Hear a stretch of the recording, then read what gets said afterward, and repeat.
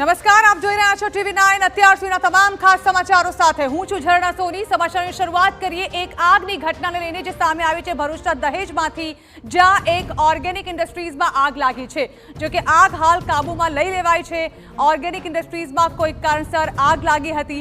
કંપનીના વેરહાઉસમાં ભીષણ આગ લાગતા નાસભાગ મચી ગઈ હતી। કેલ્શિયમ હાઇપોક્લોરાઇડના જથ્થામાં આગ લાગી હતી। દૂર દૂર સુધી દેખાયા હતા ધુમાડાના ગોટે ગોટા। 3 ફાયર ફાઇટર્સ દ્વારા આગ પર કાબુ મેળવી લેવાયો છે। ઇન્ડસ્ટ્રીયલ સેફટી એન્ડ હેલ્થ વિભાગે આ મામલે તપાસ શરૂ કરી છે।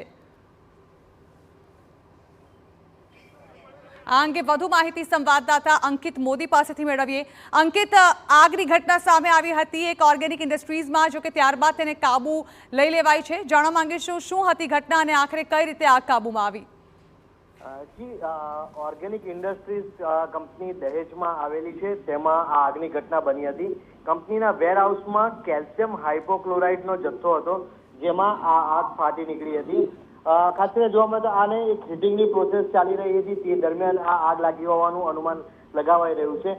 કુલ 3 ફાયર ફાઇટરોની મદદથી હાલમાં આ આગ ઉપર કાબુ મેળવી લેવાયો છે। જો કે તે સમયે આગે ખૂબ જ વિકરાળ સ્વરૂપ ધારણ કર્યું હતું। સદનસીબે ઘટનામાં કોઈ પણ પ્રકારની જાનહાનિ નોંધાઈ નથી।